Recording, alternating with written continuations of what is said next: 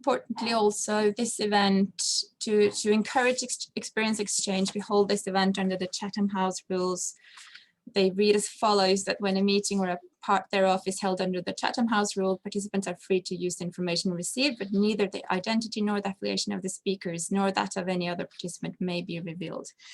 As it's a webinar, you can, and I've just told you to rename yourself with your name. Of course, this is not totally anonymous, but this is mainly then for the meeting reports which will be anonymized, and there will be no names of people or companies in those reports.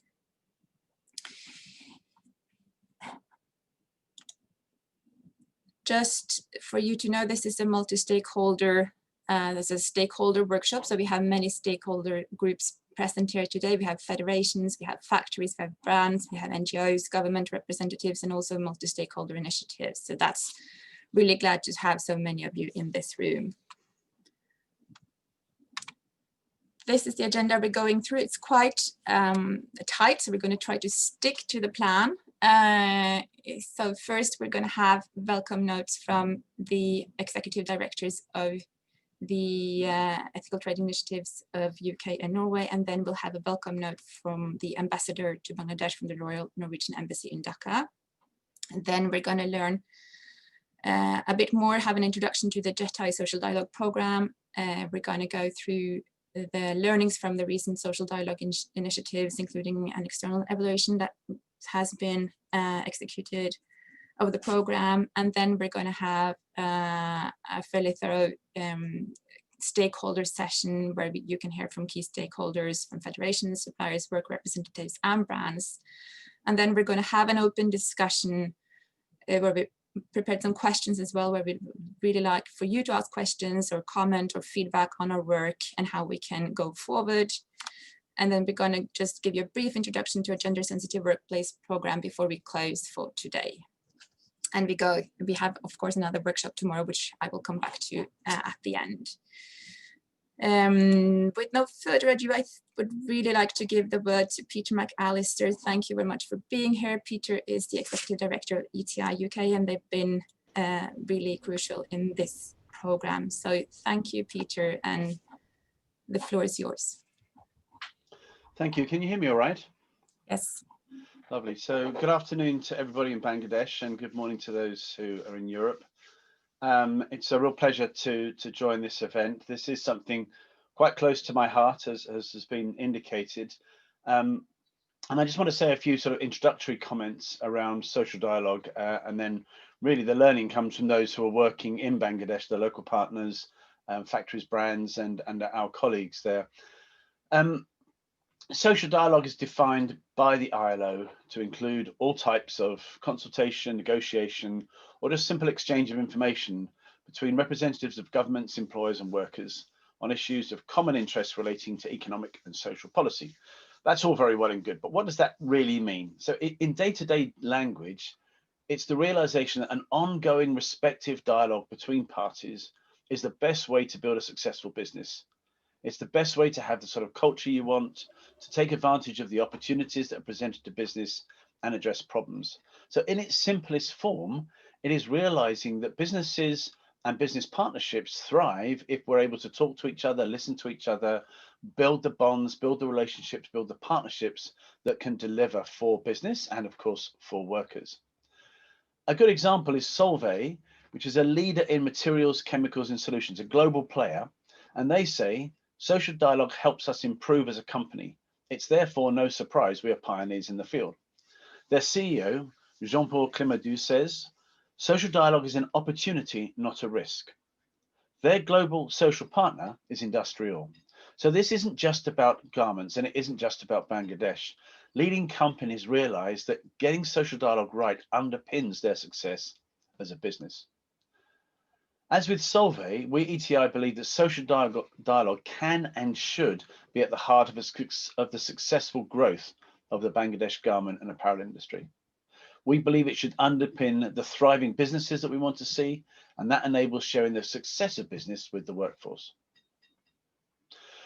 Why social dialogue? Why Bangladesh? It really goes back to Rana Plaza. And that terrible tragedy, as I'm sure all of you on this call will remember, saw the collapse of a building, the loss of lives, and incredible damage done to thousands of people. One of the causes of that, of course, was the building integrity and structure. But part of the problem was the inability of workers to say no. They were forced back into that building against their will. They didn't have the relationship with management that might have allowed them to say, no, we don't feel safe. So at that moment, we looked at how could ETI start to support the sort of post-Rana Plaza industry in Bangladesh. And we felt that we could make a contribution, like others, by helping promote the idea of social dialogue at factory level and social dialogue at sector level. We had to experiment because we didn't want to import ideas and import approaches from other parts of the world. So we had to experiment about what does that mean in Bangladesh? How do you build social dialogue in the workplace in a Bangladesh context? How do we understand what workers want? How do we understand what supervisors want? How do we understand what managers want? So it took time to really understand how to do that well. But what we see today is rooted in those early conversations, those early pilots about trying to encourage and promote social dialogue in the workplace. One of the things that's made that strong over a number of years is the ability to partner with our what we call JETI partners, so ETI Norway and ETI Denmark. Why collaborate? Well, the supply chains are similar. Many of the members from across the three organizations use Bangladesh suppliers and have common suppliers. We wanted to reduce the multiplication of initiatives. There's already too many initiatives in Bangladesh and other countries. We wanted to increase our leverage. Obviously, if we're talking to a supplier and they've got multiple customers that we can represent, we are able more effectively to engage with them and reassure them that this is part of running a good business. We wanted to make sure that we were efficiently using the multi-donor collaboration that has underpinned our work, both with DFID in Norway and at times also with Danida from Denmark. And we wanted to pool the skills from across the three organizations so that we were really able to offer the program the sort of support it needs and our colleagues in country the sort of support they need to get on and do the work. In the current climate, we're still going through globally the impact of the pandemic. In some places, we're still grappling with the here and now, and some places are starting to emerge from the worst impact of the pandemic. But I will say that the impact of the pandemic on the supply chain and in places like Bangladesh was made much, much worse than it should have been by the behavior of some brands and some retailers. The absence of engagement with their suppliers resulted in unnecessary levels of damage that might have been reduced through dialogue, as we have seen in the best practice examples. When faced with threats, a culture of social dialogue can help address the challenges, find solutions at factory level and at sector level. And we believe that social dialogue can also help us as we start to build back, learn from the impact of the pandemic and build a stronger set of relationships throughout the supply chain. I was asked to comment on my vision for Bangladesh. Well, I don't think it's for me to suggest a vision for Bangladesh. However, I would offer up some thoughts on a vision for the industry we want to see. One that links cotton farmers, factory workers on the one hand, with global consumers on the other.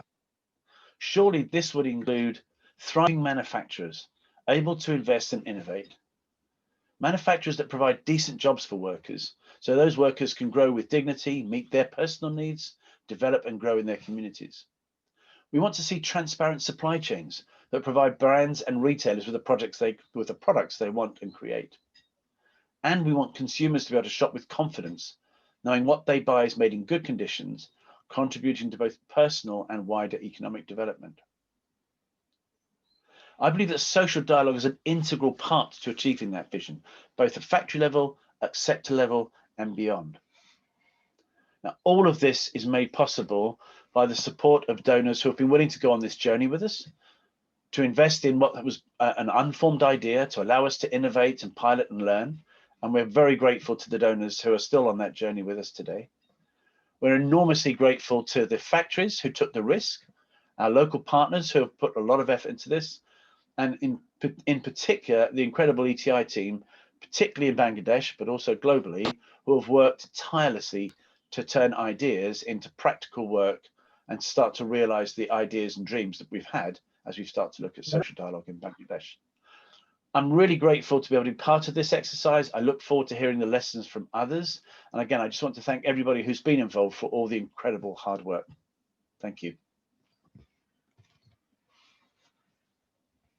Thank you very much for that, Peter. We lost your picture for a bit there, but we could hear your words. Thank you. By that, I would like to give the word to Heidi Furustøl, which is the Executive Director of Ethical Trade Norway, to also give us a few words of welcome. You need to unmute, Heidi. And turn up your sound a bit as well, please.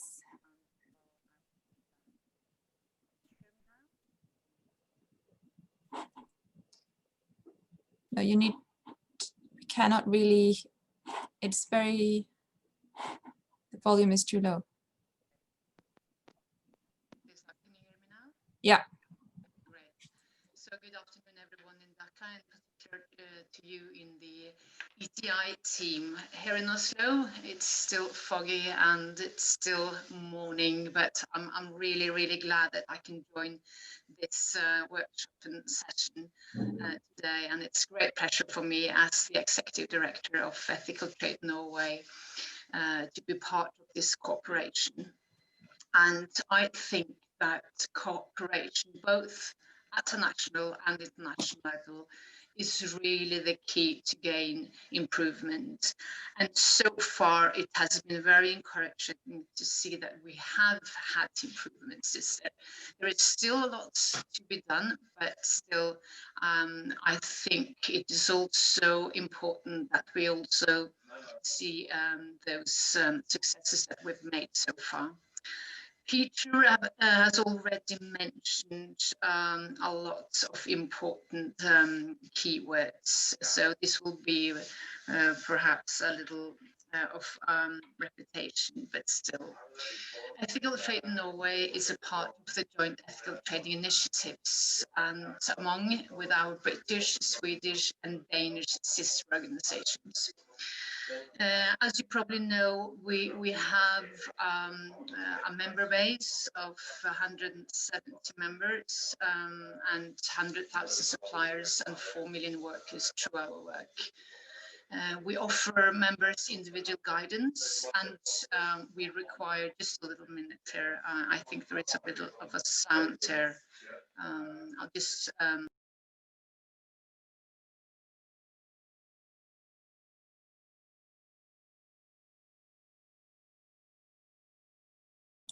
You need to unmute, Heidi. Yes, sorry, there was just a little noise here. I just say that Ethical Trade Norway, we are about 170 members, and we have 100,000 suppliers and 4 million workers throughout our supply chains. And together with Ethical Trading Initiative UK and our British and Swedish sister organization, we also have a great leverage to improve the working conditions in the supply chains. As you probably are aware of, we also require due diligence on human rights and environment for all our business members, and we also build capacity through different courses and workshops. The project that we have in Bangladesh is very important for us, and it's really at the core of ethical trade.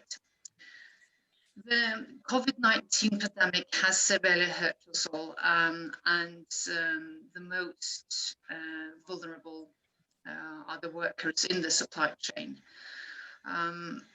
As Peter mentioned, this very dramatic situation also gives us an opportunity to build back better.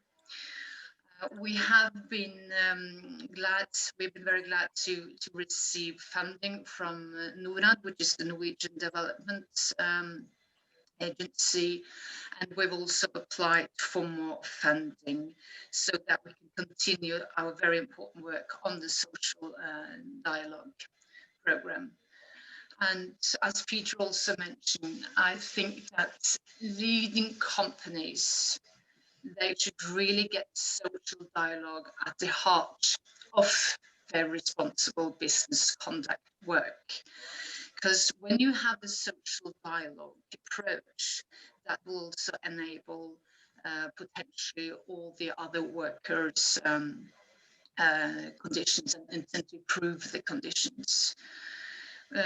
We are currently working on a new vision for the industry we want, as Peter mentioned.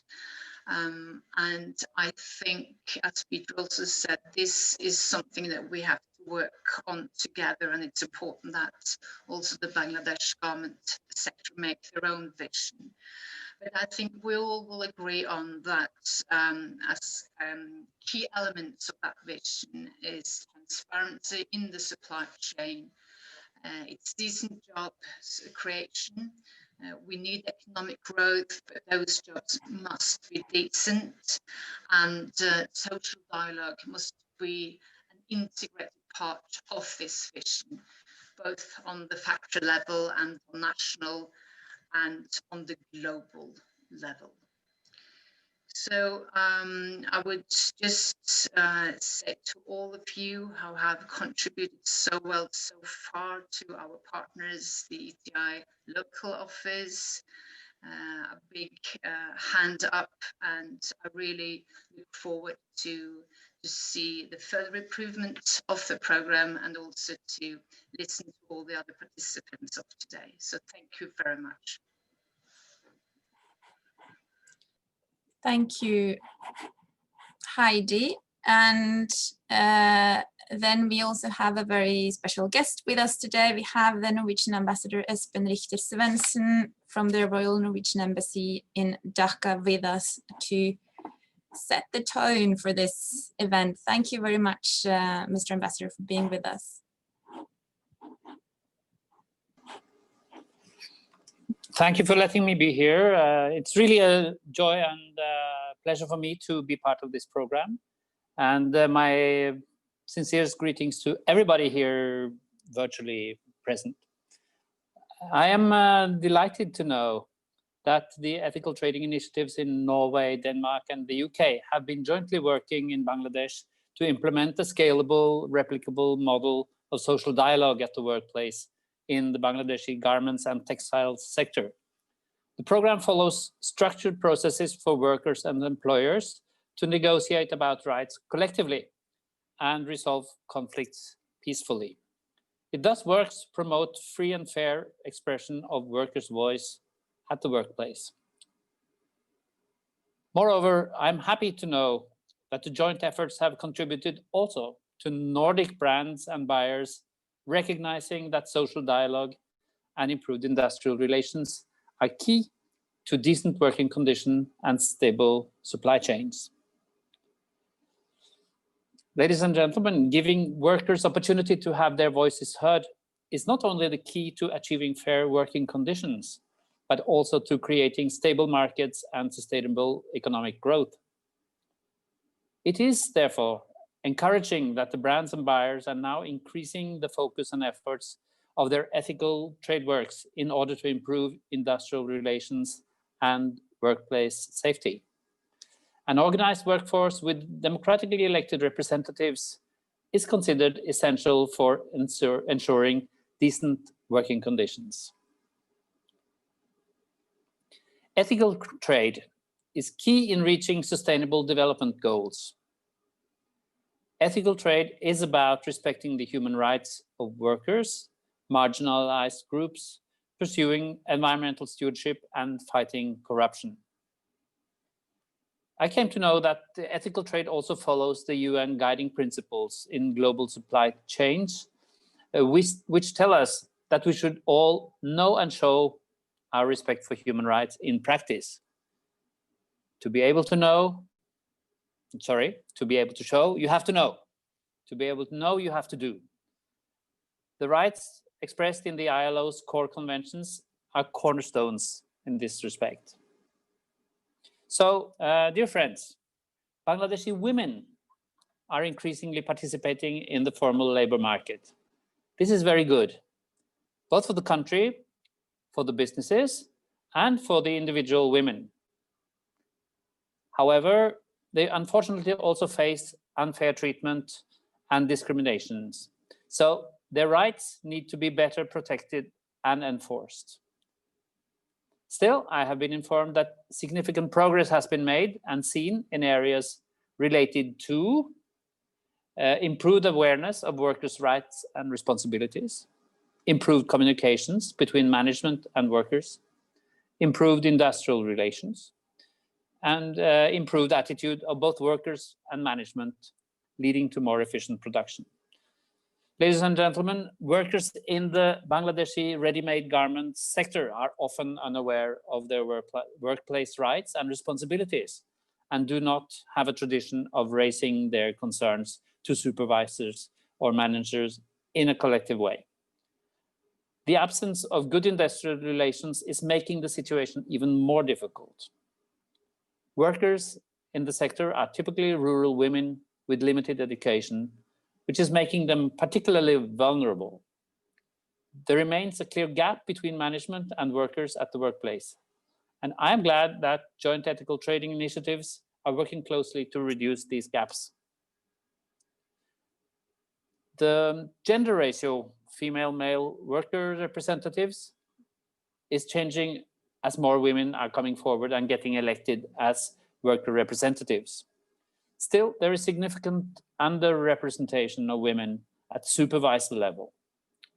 By balancing out this scenario, we should expect that the female workforce will experience a decrease in harassment and abuse in the workplace. The Norwegian government is happy to support the ethical trading initiatives in its work globally.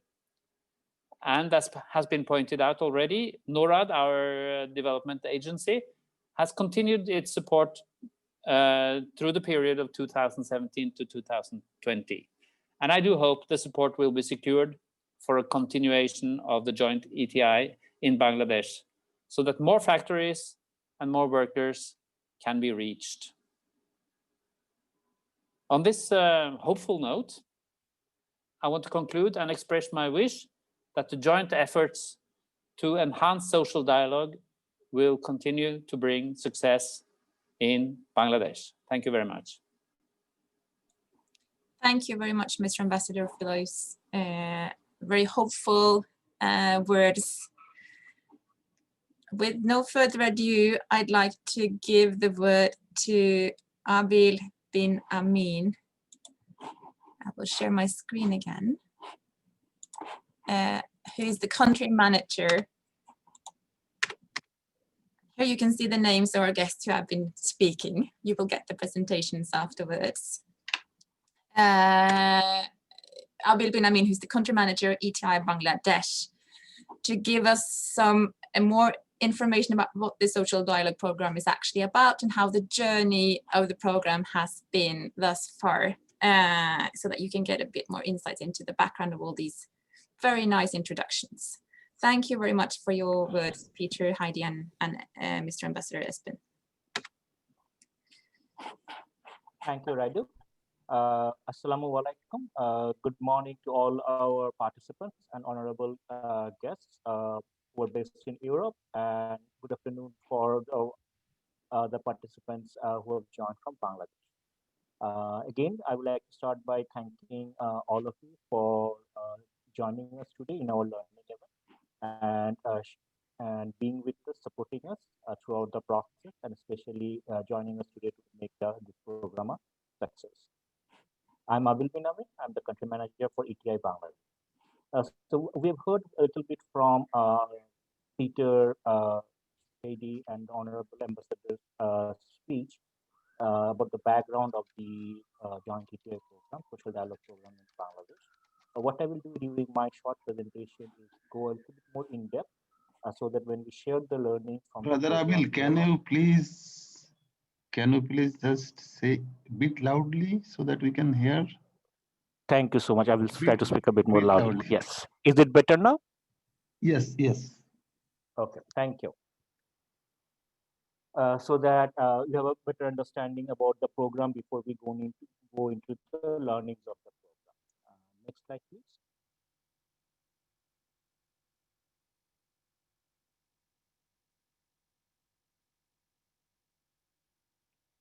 The aim and objective of the program, first of all. The aim of the program was to contribute to developing better industrial relations through promoting bipartite social dialogue. And if you look at the right side, the program is built upon 3 pillars: cooperation, mutual trust, and communication. And the objective is, by improved cooperation, mutual trust, and communication, we will have improved dialogue in the workplace, which would lead to better working conditions and improve productivity and quality. Next slide, please. Abel, could you speak even a little bit louder, please? Okay. Thank As you. close as you can get to the microphone. Okay. Thank you.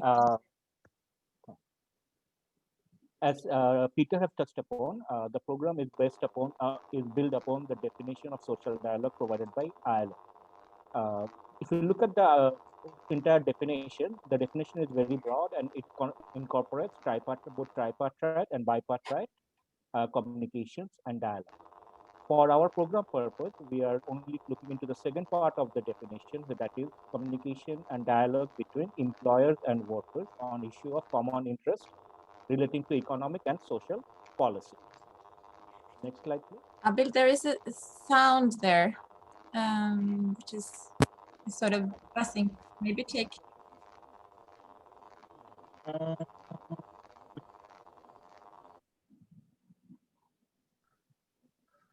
Is the sound gone now?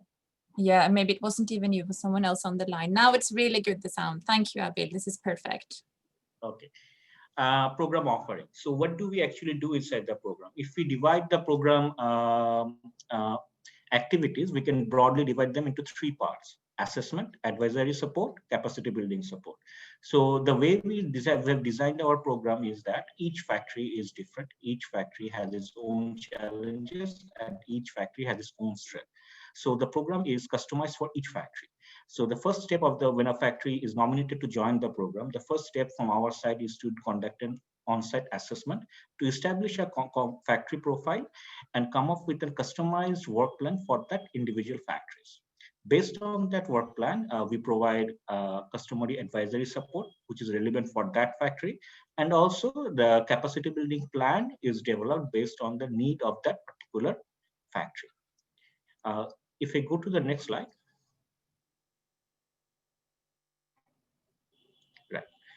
Before I go into this slide, it's important to understand the journey of the program in Bangladesh. So the Joint ETI Social Dialogue Program in Bangladesh was launched in 2014. And between 2014 and 2020, we have completed 3 phases of the program. And we are currently implementing the 4th phase of the program. The learnings document that we will see later during the day is focused on the external evaluation of phase 3. So what is the difference between the different phases? The difference is quite a lot, actually. Throughout the program from the very beginning, we have adopted a continuous learning approach. And based on learnings from each phases, we have adopted the program to make it more holistic and more relatable for the industry. After phase 1 and 2, we have just like this phase. After phase 1 and 2, we also did external evaluation, and based on the findings of external evaluation, when we launched this phase 3 of the program in 2018, we did a lot of changes. So what were those changes? The big changes were in the capacity building part. We decided that the trainings will be offered to all the supervisors and middle managers. In the previous phases, the training was limited to a small group of supervisor and manager. So that was changed. Training period was adjusted, in some cases increased, some cases decreased based on feedback from the stakeholder. And another critical recommendation that came out of phase 2 was that we need to further strengthen our capacity building focus toward the general workers.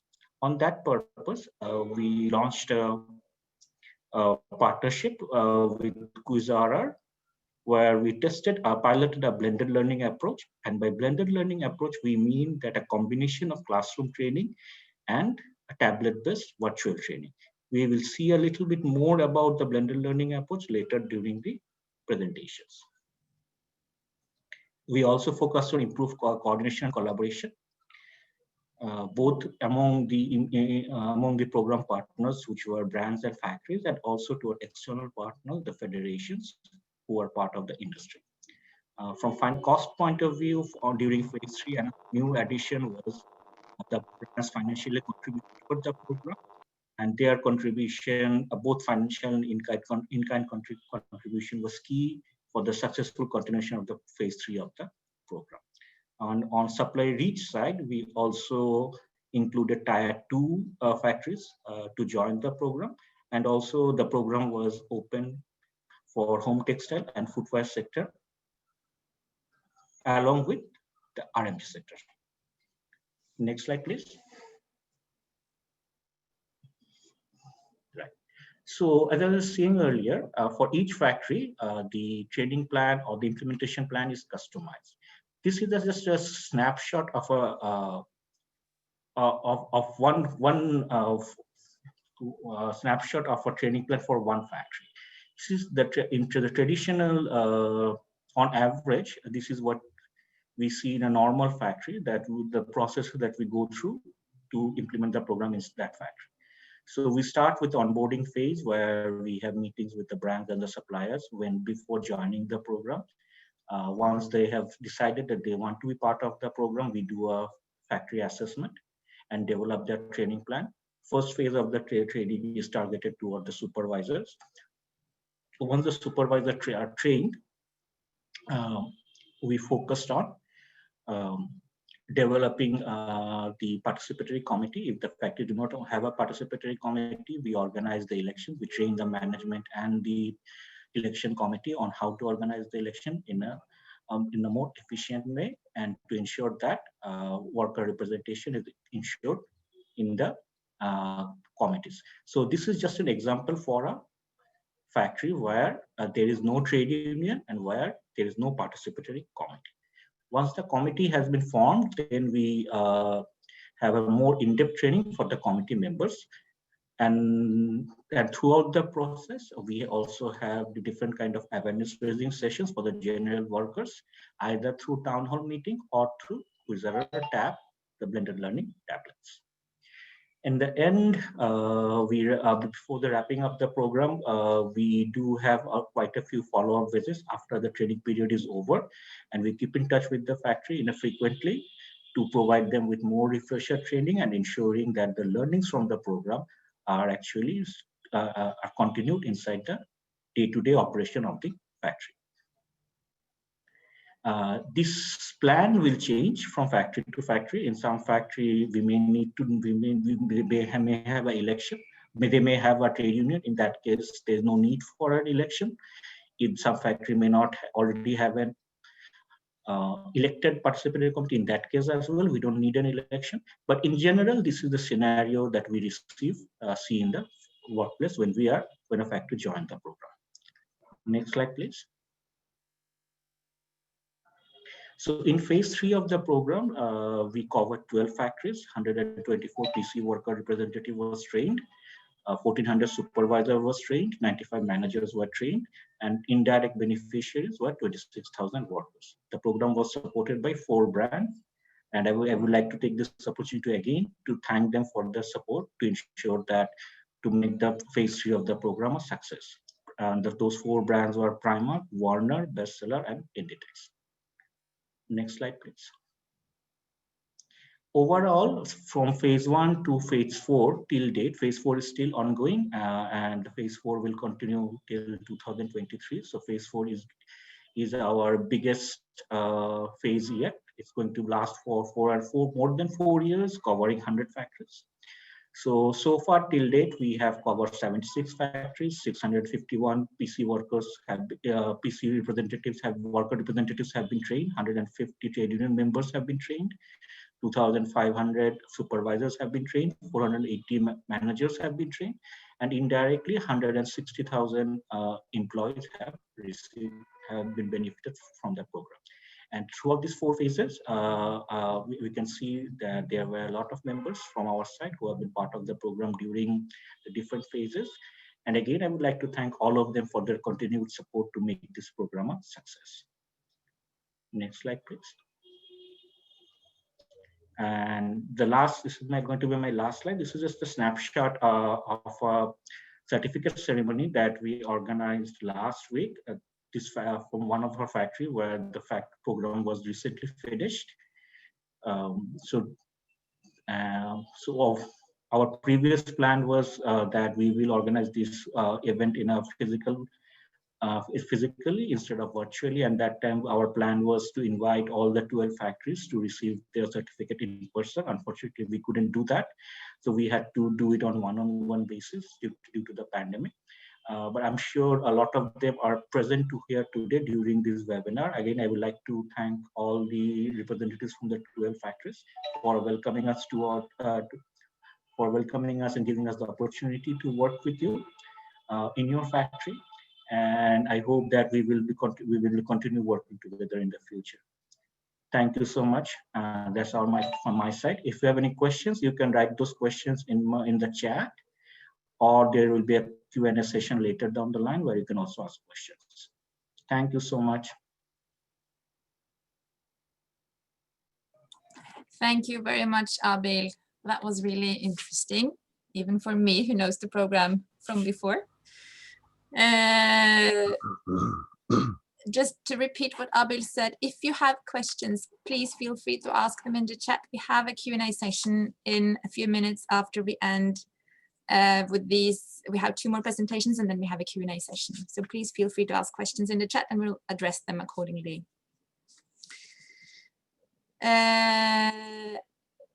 The next speaker now is Mr. Hassan Iqbal, which is the chairman of Proactive Engineering Limited, who has been leading on this external evaluation of the program that we've been doing for the last few months. So Hassan, thank you very much for being with us. You will present the findings and the recommendations from this external evaluation, and we're really looking forward to hearing what you have to say.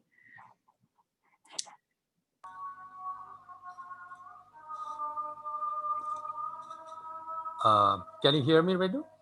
We can hear you. Okay. There is some background, but that's not your fault. Yeah, but thank you very much, Radu, for introducing me, and assalamu alaikum, and good afternoon from Dhaka, Bangladesh. I'm sure that this good afternoon is not good afternoon for everybody. For somebody, there is a good morning, but it's fine. I'm just good morning from good afternoon from Dhaka. Okay, so you see that Radu already mentioned my name. I'm Hassan Iqbal. I work at the Proactive Engineering Limited that conducted the external evaluations of Joint ETS Social Dialogue Program. And in the following slides, actually, I will share some of our experience and observations that we gathered from the feedback of the respondents from different factories of phase 3. So that's it. So next slide, please, Fred. Okay, as Abil already mentioned about their aims of the program, so I don't think that I need to just go through it. So I like to skip these slides to the next slide, please. Okay, so from our perspective, the evaluation, the broad evaluation objective of ours was to understand the effectiveness of the program in the target factories. But more specifically, what we tried to understand the knowledge, the skills the participants acquired through this social dialogue program, the program's influence on participants' behavioral changes, and the impact the program is bringing into the business and the factories, and also the participants' experience who attended the blended learning training program in this phase 3. Next. Okay, to do that, we conducted research in 11 factories, and we followed both, a participatory approach. We reviewed some project-related documents and reports. We interviewed 310 respondents from different factories and stakeholders through focus group discussions and key informant interviews. And as you know that the COVID situations, we conducted this research, we had to conduct some interviews virtually and some in person. So we conducted virtual interviews in 7 factories and 4 in person. Next, please.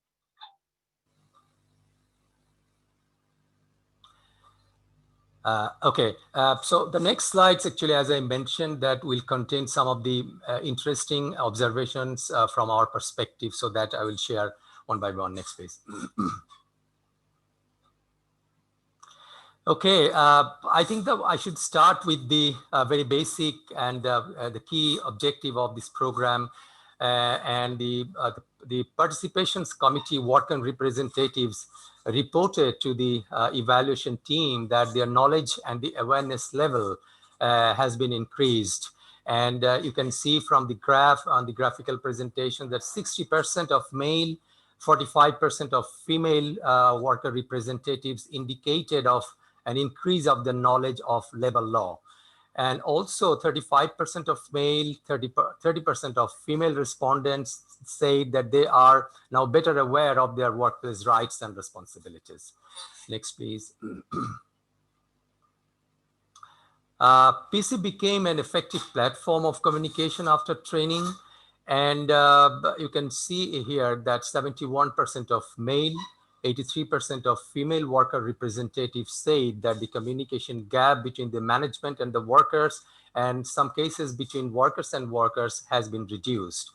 And on the other side, the management representatives of the PC committee, 71% of them also endorsed this by saying that the PC is now being used as a common dialogue platform for both parties, and particularly by the workers. Next, please, Raju.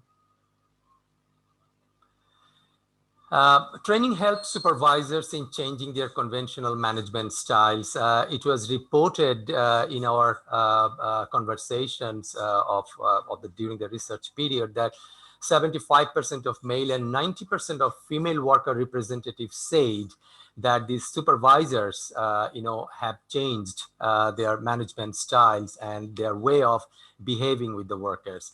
Also, the management representatives of the PC committees, 77% of them, vetted this claim and said that they have seen the supervisors are trying to use the more decent language in their factory floor management activities.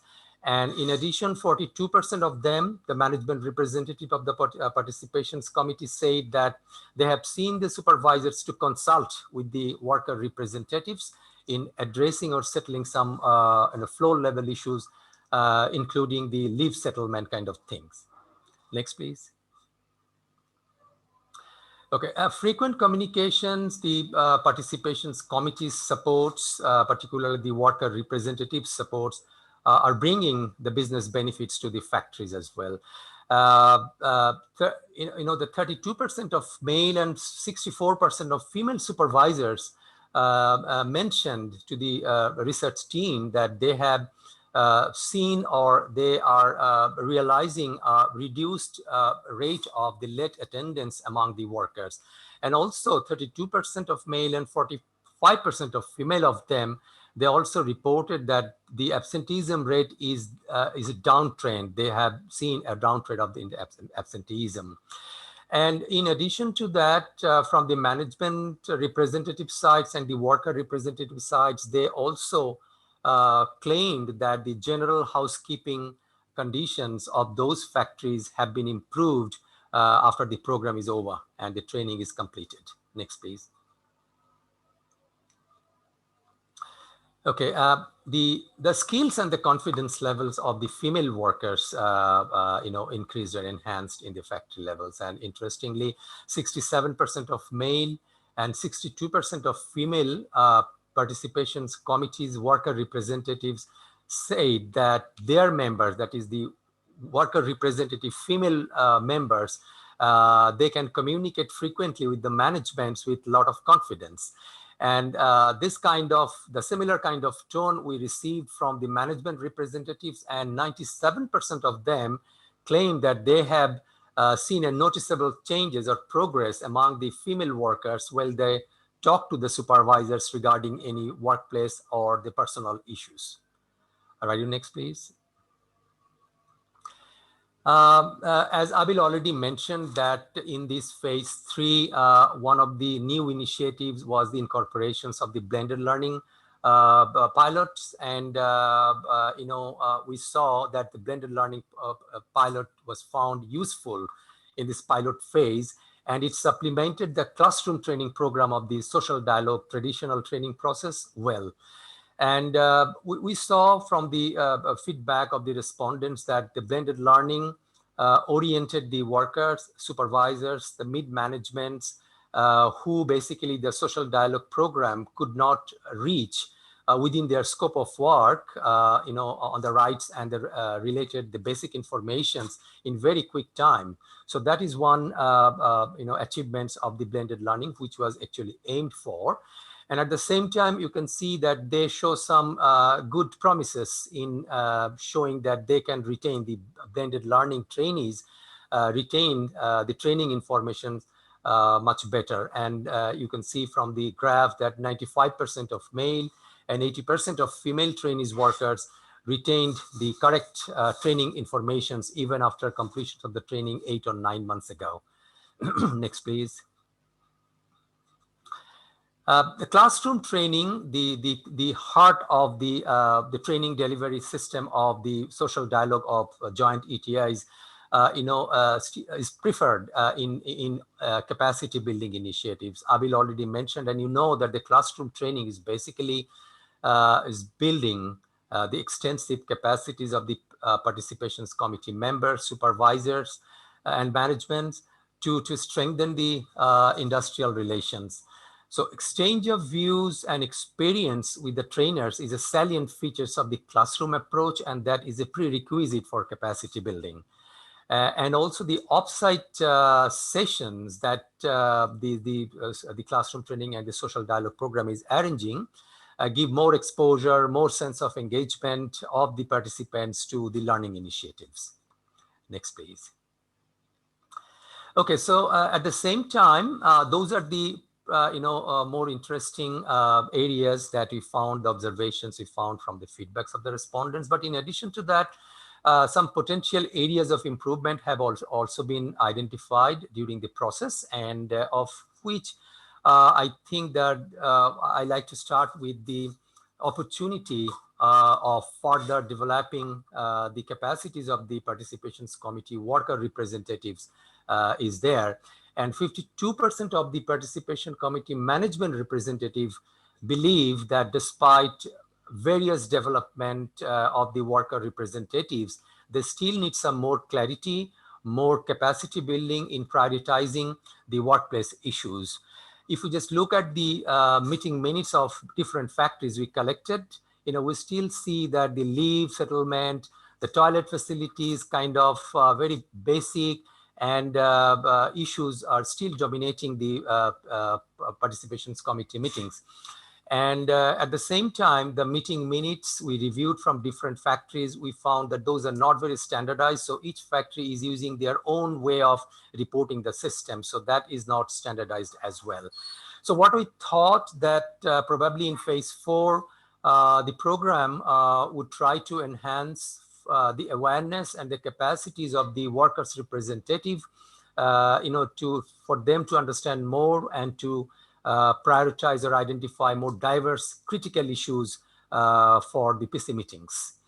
And the program can also assist the factories in standardizing the meeting minutes template, because that will give both the managements and the program people, the ETIs, and the brands as well, to track the progresses where it is going to. Next, please, Radu. So we also found that the continuous learning, is a key for everybody actually. So that includes the participations committee members, the supervisors, the workers. And what we have found in our, analysis, that newly elected participations committee and the substitute participation committee members, they did not receive any standard training program after the social dialogue program was over in those factories. So they have confusions, they have some ambiguities about their roles in the PC committees, because they did not receive any standard or traditional standard training program from ETI. So To address that, we thought that in phase 4, the program, the joint ETI should conduct some TOT, the training of the trainers, to build the factory's in-house capacity for continuous training and retraining once the program is over. So we also thought that the blended learning approach that has already been found successful, useful in the phase 1, in phase 3, in the pilot, should continue to share the basic informations with workers, supervisors, and managements who will be left alone, after the social dialogue program is over. And we were just thinking that the program may also focus on developing some handbooks, like very small, with the crispy informations, absolutely required informations, so that the factory can use those handbooks during their day-to-day informal briefings. I'm sure that everybody knows that there's a lot of informal briefing takes place in the factories. So, but it's difficult to understand the consistency of informations they are providing to the factories and the directions of the information. So if there is any handbook, standard handbook, so they can use that as a guideline.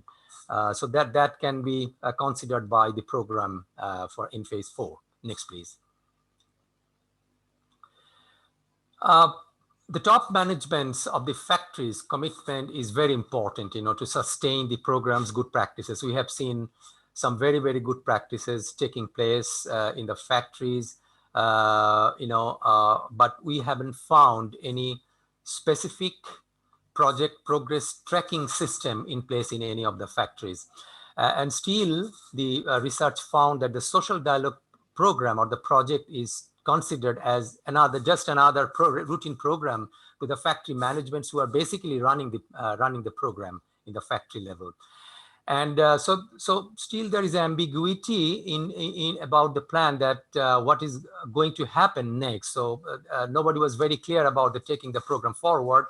Most of the respondents, hinted about the top managements. They're waiting for the top management instruction what to do next. So we thought that probably the program in the phase 4 could work with the factory management to support the factories in developing a progress tracking system, so that they can use that tracking system to update and engage the top management, because we understood that top management is not very much aware, not very updated with the progress and the good practices happening in the factories. And for that, they can also think about organizing bi-monthly or quarterly progress sharing session with the top management or his nominated high officials, the brands. And occasionally the associations, the development partners may also join in those meetings. Next, please. Okay, and as I have already mentioned about the classroom, approach that was useful in sharing the basic informations to to capacity building of the people, of the selected factory people. And so that should be continued to strengthen more and more capacities. And at the same time, the principles of the blended learning approach should be followed properly.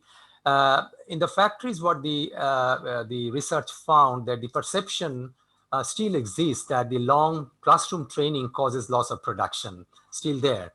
And in case of blended learning, we found that the workers who could not read or who are not educated, they were not aware of some features of the blended learning, the TAP training, like, for example, the voiceover options. So since they didn't know that, so what they did, they took supports, assistance from their colleagues, from the welfare officers and other, others in ticking the answers during the blended learning training in the tabs. So what we thought that probably the program in phase 4 can work more with the management, to chalk out a plan how to, make the flexibility for the workers to participate in the long classroom training more flexibly. So that is one area they can work on. The classroom training may also consider to include the video clips to enrich their oral lectures, just to bridge between, because you know that the appeal of the videos documentary is always good to the participants, so that they can also consider in their phase 4. And as I already mentioned, that some of the features, the BL participants were not aware of some of the features of the blended learning program, like voiceover options. So proper briefing should be given, should be provided to all the participants, so that they can take the best out of these, TAP training of the blended learning program. And at the same time, I think the spirit of the blended learning training program should be maintained intact. Like it should be prohibited any kind of assistance from the welfare officers or any other management or the colleagues to help any workers who is participating in the BL training in ticking the answers. So suggestions is that the trainees should answer on their own. Let them do the mistakes and learn it from their mistakes. So that's basically the principles, mottos of the blended learning program. I think that's it from my side, Raidu. So thank you very much. Thank you very much, Hassan. Just one question for clarification before you're off the hook. How many, we got the question here in the chat, how many factories did you ask, or how many factories were part of this evaluation, and how many respondents? Just for clarification before we move on. Yeah, I have already mentioned in my slide number 3, but it's we covered 11 factories and we conducted research with 310 respondents. Thank you very much. And we'll address, there is another question as well. I will address that in a few minutes. Thank you very much, Hassan. That was really interesting, and we're looking forward to continuing following up on these recommendations. I'd like to give the word now to Sofie Nordström, which is the founder and deputy CEO of Quizzer, which is the tech tool. I'm trying to answer one of the other questions here now, which is the tech tool used in the blended learning approach, where general workers also are trained in addition to the classroom training for PC members. So Sofie, you're going to tell us a bit more about the findings from the 5 factories where we actually piloted this blended learning approach and present the Quizzer tool. Exactly. Thank you so much, Raiden, for the introduction, and thank you everyone for having me in this meeting today. It so far has been extremely exciting to listen to all the other speakers, and especially about the learnings and the findings from the previous phase. By learning is how we learning is what actually makes us do better in the future. So I think it's extremely good to hear those findings, and there was a lot there that we can continue to build on. I hope you all can hear me well. Great. So I'm Sofie Nordström, and I'm one of the founders of Quizzer. I'm also a big fan of Bangladesh. I was living and working in Bangladesh myself for 4 years. So I'm extremely happy to be here in this meeting today with you all. We work with tech-based training solutions where we use interactive, engaging films, animations, quiz questions to reach out to workers with important information on, for example, social dialogue or workplace rights and so on. And for us, collaboration is key. So working together with the joint ETIs, like we do here, is extremely important, because without collaborations, we wouldn't reach anywhere. So having the brands, the factories, the organizations and companies like us around the same table is what makes a difference. I wanted to start with just saying that we've been working with the ETIs for many years now, actually over 5 years, since 2015 with the Ethical Trade Norway, where Ethical Trade Norway has actually been part of developing some of the trainings that we are offering, social dialogue training, one of them. in the JETI collaboration, we've been working with since 2018, and that is in this blended learning approach that we just now heard the learnings from. We can move to the next slide, please, Raiden. Oh, it doesn't look the same as for me, but that's fine. I think maybe you have the older set of slides there, but let's work with those. That's totally fine with me. Sophie, why don't you share your screen then? Yeah, that maybe I'll do that. That might be better if you allow me a second. Let me see, share screen. Okay. Can you see my screen? Yes. Perfect. Okay. Just presentation mode. Yes, perfect. All right. Great. So I'm going to put this down also so that you can see the full screen. All right. So I wanted to start with the main stakeholders, the people that we are all sort of focusing on when it comes to this social dialogue approach, the workers themselves. And here are a few photos from the ongoing, the trainings that has been ongoing within phase 3 of the social dialogue program, the blended learning approach. So you can see workers and managers potentially interacting with the training tool, which is on tabs for factories in Bangladesh, and where workers can do trainings both individually and in groups.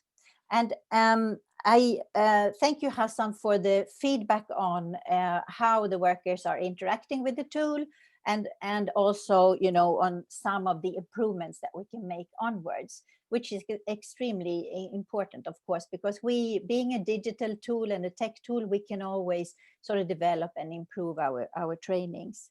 I also want to just emphasize that it's extremely important to be able to do the trainings within small groups, because that's when we see actual dialogue will happen. You know, workers are discussing what they are learning, and by that learning even more. So let's see if I can move on to the next slide here. Seems there's a little bit of a glitch in the presentation. It's hanging a little bit here. Okay, I'll continue anyways. Here we go. So let me see if I can get the screen up again. So what is it that we have done then? The phase 3, the learnings from the phase 3 is, I'm sorry, I'm going to take that again. The learnings from the phase 2, actually moving into phase 3, was that all employees needed to be sort of prepared with knowledge on what a worker representative is and what that kind of system, what kind of benefits it would bring to the workers. And that came from the report from the phase 2 in the social dialogue program. And also to be able to support the worker representatives and the managers to understand their respective roles and responsibilities, and to be able to do that on a more ongoing basis. So classroom training is, of course, crucial to be able to equip representatives in participation committees and in social dialogue settings with skills and knowledge, but to be able to reinforce that knowledge within those people so that they have a training that they can actually go back to and ensure that they remember what they have learned and can make use of their learnings. Another finding from the phase 2 report was that it's important to be able to sustain the knowledge. And of course, once the program is over, where, you know, there's this extensive and very comprehensive social dialogue training ongoing, once the program is over, what happens then? And I heard that also from the report from this last phase. You know, it's important to be able to leave something behind in the factory to support onwards. And also because in factories, as we all know, there's a high turnover of employees. So to be able to also include new employees into the same system and equip them with the same learnings. I'll try to see if I can show you a small snippet of the tool that we are using, that we have used in the earlier phase and are using onwards in phase 4. Let's see if you are able to see a little bit of how it works. Basically, there are 5 different modules in the training tool. And once you, I don't see it's playing here actually.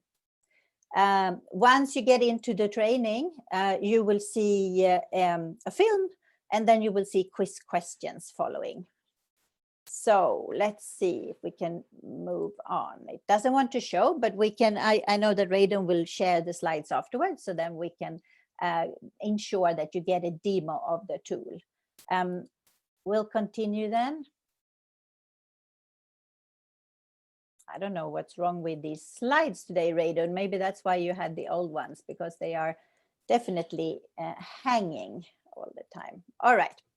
So during the blended learning pilot, which was conducted in 5 of the factories in phase 3, social dialogue phase 3, there were over 64,000 training sessions completed. And a session is one module in the tool. It could, for example, be on nomination and election, or it could be on the roles of the worker representatives, or it could be more basic information on, for example, workplace policies and workplace dialogue in the factory for workers then. Over 18,000 employees were trained with the tech tool. And out of them, around 10,000 were females and 8,000 males. So a pretty even split there. There's also a baseline tool inside the sort of training solution. And I just did an average of the overall learning improvement for workers when it comes to building knowledge within the workers. That there was a raise from 75 to 87%. And on the right in the slide, you can see the participating factories in the pilot with the five factories that were taking part of the pilot. Training performance is another data point that you can see in our dashboard. So all the participating factories were equipped with their own login to the dashboard where they could follow their training data, as well as the joint ETIs also, of course, had access to this kind of data. So this is just one example from one of the factories where you can follow, you can see how many training sessions that were completed, what was the outcome of the baselines. You can also see over time when was the trainings taking place, and you can go into looking at each and every module, you know, how many workers, managers, and middle managers has done the training. This dashboard is then also available in the phase 4 that we're moving into now for brands, for the joint ETIs and for the factories.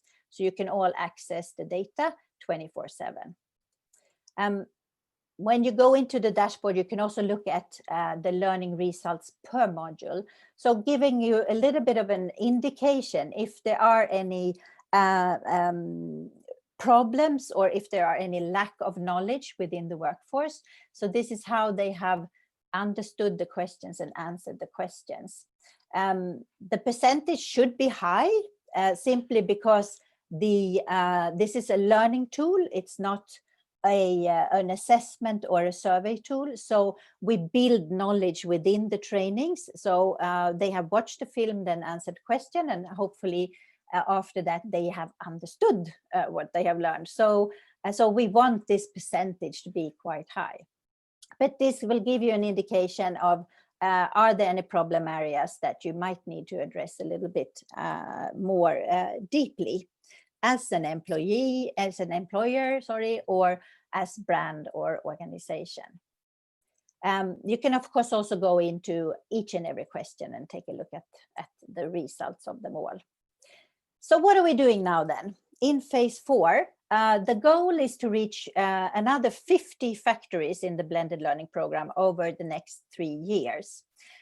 We have jointly with the joint ETIs produced a landing page that gives all the suppliers in the program a uniform information about the program, about what will happen, giving them also some trainers tips, you know, that they can go into and take a look at, okay, how do we actually conduct this training in a good way? And I'll take with me some of the information from the last report, what Hassan shared with us, that potentially we could strengthen even a little bit more when it comes to TOT and to ensure that we equip the welfare officers or the HR managers that are bringing the training to the workers and the worker reps with a little bit better tools to be able to ensure that everyone are included. The factories can register online through this landing page and then get access to the training as well as to the data. We've also added a user feedback and data collection feature that is specific for this program, and that is reflecting also the needs of data from a donor perspective, but also from a program perspective. So asking questions that are a little bit more on a demographic and also on a, you know, situation-based base for these workers. So they do the training and they also then do this short user feedback feature. Also then wanted to show you a little bit, if this will play now, that within our collaboration, we're also looking at how can we use smartphones to reach further in Bangladesh. Quizzer is already using smartphones in trainings in, for example, China and Thailand. Bangladesh has a little less sort of tech integration, but we're looking at how can we maybe do some sort of light reach for workers also in Bangladesh. So keep an eye out for that. I don't think this slide will play. So I'm going to do a little. I can play it, Sophie, if you'd like. Can you do that? Okay, great. I'll stop sharing then. Maybe it works for you better than for me. I will. Do you want me to start with the tool, or you want me to start with the Quizzer Go? You can take that black screen with the Quizzer Go and just because there's a little film in it, so we can show you what it looks like. Okay.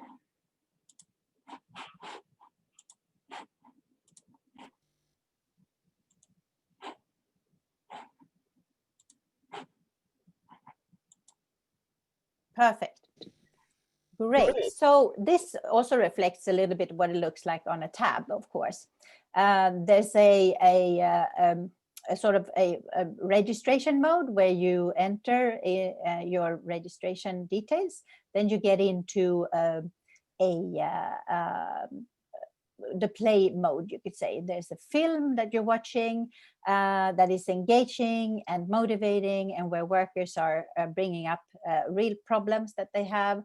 And then you go to quiz questions. There will be a set of questions reinforcing the knowledge on this particular topic and onwards. So just to show you a small snippet of the tool. And as I said earlier, you know, we're very happy to share demo links with those of you who have not seen the tool earlier. Thank you, Raiden, for that. So basically, I think that was it from my end today. I know we are under a tight timeline. We'll be talking tomorrow a little bit more about the occupational health and safety training that we have developed also together with ETI. And we will, and I also just wanted to say that, you know, very welcome to reach out to us if you have not yet received as brand or as factory your registration details if you're part of any of those programs. So thank you very much for having me here today. Thank you very much for being with us, Sophie, and sorry about the slides. There, No problem, no problem. yes, but at least we got to see this one, which is good. Yeah. Okay, so we have, I believe, one unanswered question in the chat still. Please feel free to ask more questions. We will address them after Sarah's presentation. So we have with us also Sara Pettersson from which is the program manager of ETI UK, which will tell us a bit more about our plan on how to address and implement the recommendations that we've heard from Hassan in particular. So thank you very much, Sarah. I'll give the word to you. Perfect. Thank you so much, Raiden. And first of all, good morning and also good afternoon to everyone who's listening in. I'm really, really pleased to see you here. So my name, as Raiden was saying, is Sarah Peterson, and I work as the Social Dialogue Program Manager with ETI UK. And so I work very closely with my wonderful colleagues in Bangladesh. And so time is short today, so I'm just gonna tell you a little bit about how we are planning to incorporate the recommendations that we have received from both Proactive through the N-Line evaluation, but also through other colleagues and other work that we've been doing. So first of all, I just want to thank you all for continuing to give us feedback. Because as you probably all know, good program and design always comes from a continuous feedback loop and to basically just learn more. And that's also part of the key objective of why we're having this learning event. So we really hope to receive more of your feedback as we move forward. So please don't stop providing your thoughts and ideas of how we can further improve the program. So as Hassan was mentioning through his N-Line survey, basically the two of the recommendations that has come in is obviously to enhance the PC members' capacity to further prioritize issues to be raised and discussed. So it's not just about leave time, for example, or other short breaks, but to also be able to discuss other burning issues such as safety, for example, that Peter was mentioning in his introduction to today. And another thing is also that we have more standardized meeting minutes so that people can also go back to see what has been tabled, how has things been solved moving forward, etc. So for those recommendations, what we have initiated doing now, Raiden, if you can change the slide. Thank you. Is basically, first of all, to enhance the workers' awareness of the possibility to raise issues beyond just leave requests, etc., with PC representatives. And so we have further enhanced our communication strategy, for example. So we have more audio clips, visual clips, etc. So actually the audio clip that you heard in the beginning of this meeting, that's part of our COVID communication campaign. But we also have other audios basically around social dialogue. We're also aiming to have more time for our staff to actually spend out with the PC representatives to do on the ground coaching and to also sit in at meetings to just listen in and to encourage people to basically to empower them to speak up. Unfortunately, when we were planning this, it was before COVID hit us. So we haven't been able to actually spend the man hours on the ground as we had envisioned. But so far we've been able to do this mentoring online instead. And we are obviously hoping that this situation will solve itself fairly soon so that we can continue to spend that time with the PCs up in the factories. We have also included a standard template for the minutes in the social dialogue training module. And we are also providing additional coaching for how to use that standard template. So other recommendations that's come in. So for sustainability, it's to provide training for trainers or for factory focal points to basically be able to continue training and coaching of the PCs after we are leaving our on-the-ground intervention in the factories. It's also then to continue to provide the opportunity for the blended learning program that we just heard about beyond what has been done with the phase of funding that has just come to an end, and also to develop a handbook for the factories to continue training. And so what we have already done is to, as Sophie was mentioning, we are now taking the blended learning forward to an additional 50 factories. And we are also having conversations with the team about the QR codes as well, for example. So that would provide greater access to a greater number of workers as well. And we have also recently redeveloped our handbook, where we have put a lot of emphasis on gender equity and equality, which we will also discuss a little bit more later today as a cross-cutting team. And we're also produced a handbook that covers the Bangladesh labor law. And our next plan is to also make those handbooks a bit more visual with animations, etc. Another thing that was on the previous slide, I can just mention is a key thing for sustainability is obviously the need to train factory resource persons. We haven't done this as yet, but it is certainly something that we are right now investigating in terms of finding capacity, both financially and human resource-wise, to take that forward, because we believe that that is key to actually make sure that the capacity exists within the factories to take forward the training with the participation committees. So further recommendations have obviously been, as Hassan was mentioning, to support factories to develop a progress tracking system to basically have that closer connection with the top management of the factory, and also to have that regular sessions with them and with other stakeholders to also join occasionally. So what we're planning to do with those recommendations is that, if we have the next slide. So we already have bi-monthly meetings with the factory middle management. And that has been going on for a while and has been really useful and constructive. But we are now investigating how we can then also take that with the top management on a more regular basis to also get more of their active involvement, but also to know what the issues are that's being discussed on the ground, so to say. So for their active involvement in decision making, etc., and to take things further.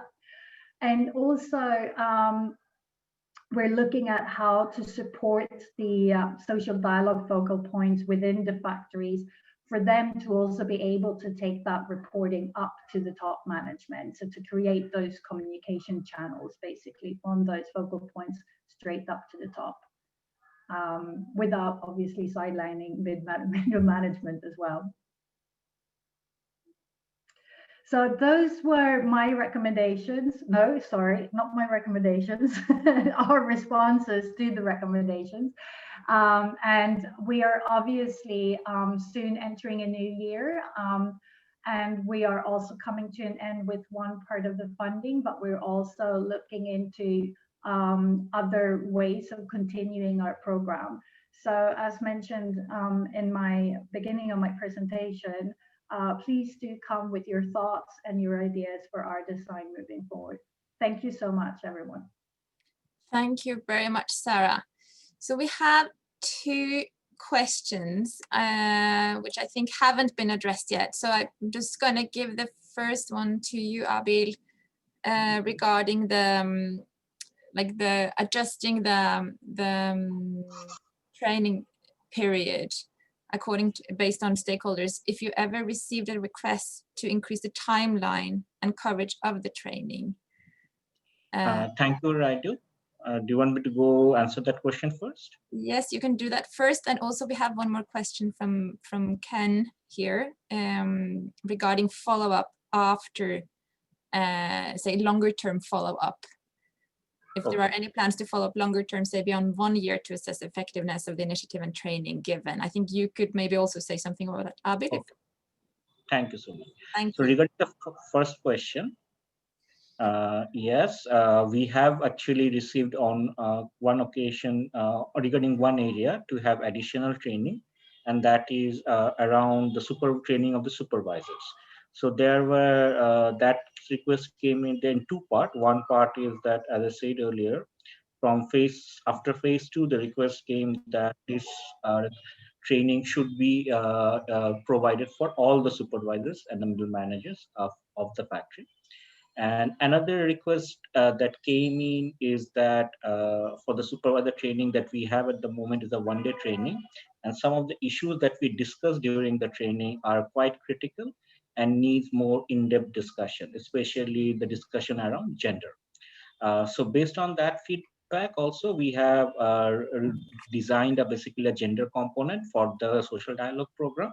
We will hear a little bit more about it later in another presentation. But based on that feedback, we have actually allocated one additional full day of training for the supervisors and the middle managers, focusing completely on genders.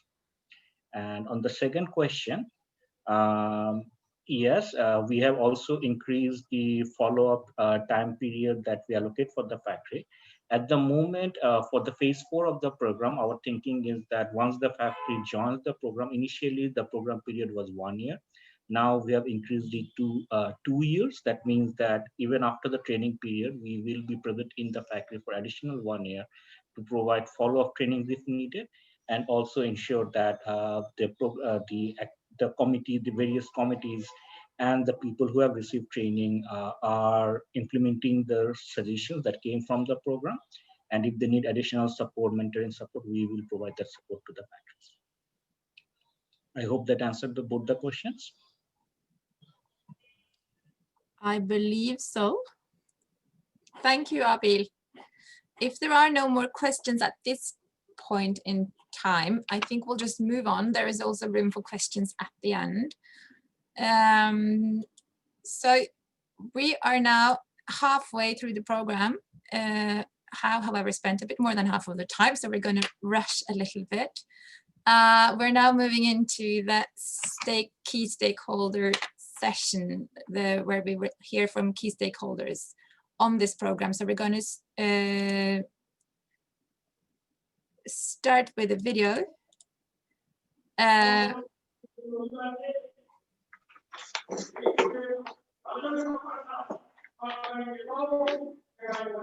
We are going to start with a short video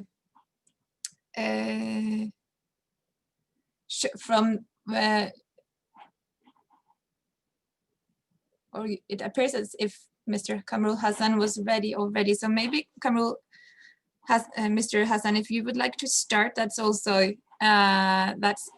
perfect. So we can hear from you first.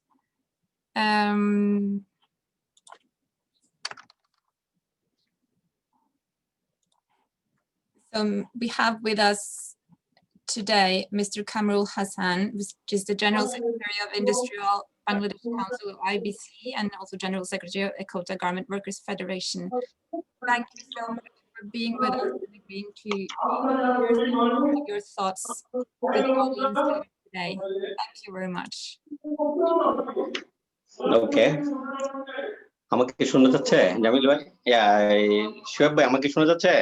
Yes, and there you Yes, Kamrul ভাই আমরা শুনতে পাচ্ছি। জি কামরুল ভাই আমরা শুনতে পাচ্ছি, কিন্তু আপনার ব্যাকগ্রাউন্ডে অনেক অন্য নয়েজও আসতেছে।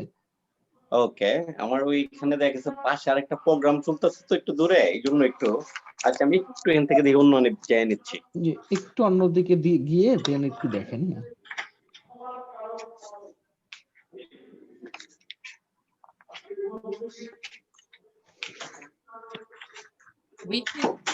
ওকে ওকে, থ্যাংক ইউ।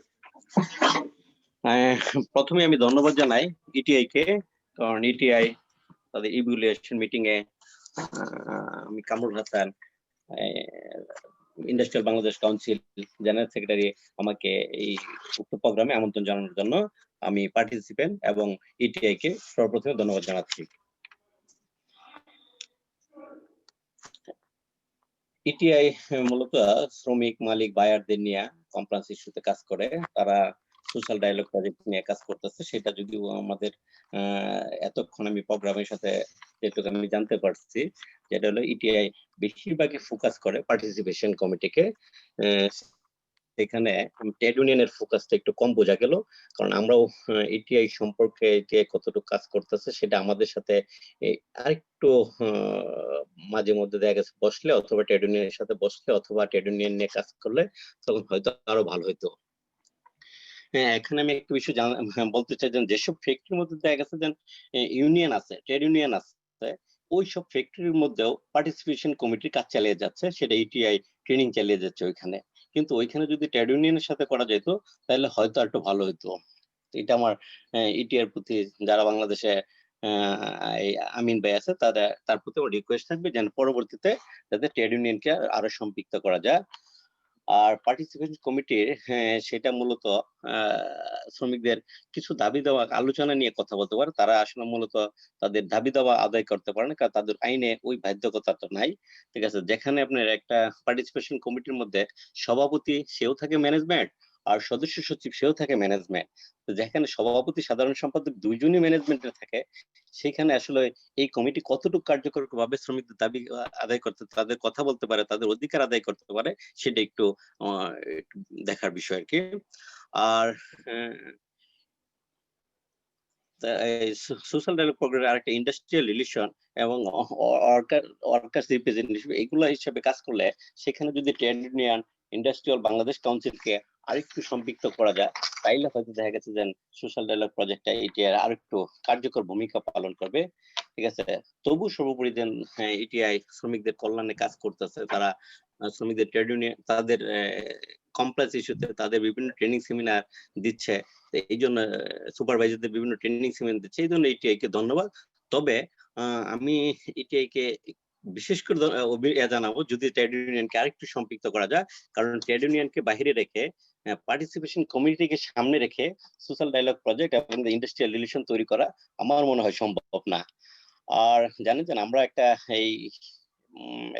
কঠিন সময় পার করতে পারছে, কারণ ইতিপূর্বে আমাদের প্রায় অনেক শ্রমিকই ছাঁটাই হয়েছে, এবং যেখানে বায়ারদের সহানুভূতি কম ছিল, যেখানে মালিকরা সারা বছর ব্যবসা করছে, যেখানে শ্রমিকদের ছাঁটাই করছে, আপনার আইন অনুযায়ী তাদের ছাঁটাই করার যে ছাঁটাই বেনিফিটটা প্রাপ্য অনুযায়ী সেটাও কিন্তু শ্রমিকদের দেওয়া হয় না। ওইটাও আলোচনার মাধ্যমে কিভাবে কম দেওয়া যায় সেই ব্যবস্থাটা মালিকরা সবসময় করে গেছে।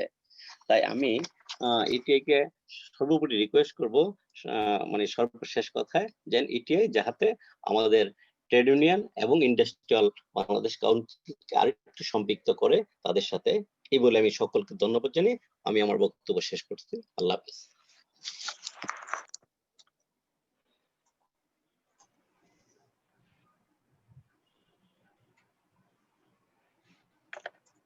Shamim, are you ready to translate for the international audience, please? Yeah. Thank you. I'm just trying to. Can you hear me? Yes. Yes. I am just summarizing what Kamrul said. So he started appreciating ATI initiative, especially for organizing today's webinar, and he also said that he's very grateful to ATI for letting him to participate today's webinar. Then he talked about ATI social dialogue program, mentioning that there is it is really useful, but at the same time he mentioned that there is a scope for better coordination with Industrial Bangladesh, with IBC, and he requested ETI to consider and extend this kind of collaboration on broader scale. Then he was talking about ETI support to participation committee, which he mentioned. Of course, this is useful for industrial relationship, but at the same time, he thought and he recommended promoting trade union would be more useful to raise the worker base, and he requested ETI to look into that part so that ETI can concentrate more on promoting trade union side by side. He also talked about ETI training program and mentioning that the training program for the capacity building of factory level, it is really, really useful. And he requested to extend collaboration on that part as well. And finally, and he talked about the pandemic situation, mentioning that we all are passing in a very difficult situation. During this time, there was an incidence of violence of worker rights. And he mentioned that if there was a strong collaboration between ETI and industrial law and other stakeholders, they could also support. And finally, he again thanked ETI for letting him to participate in the program and also organizing this webinar. Thank you. Thank you very much, Shamim. Now we have a very short video from some of the factories who have been participating in the program, which is a Tonji-based woven factory and a Shulia-based sweater factory. So we're going to go through this video to hear from workers, managers, and supervisors at those factories.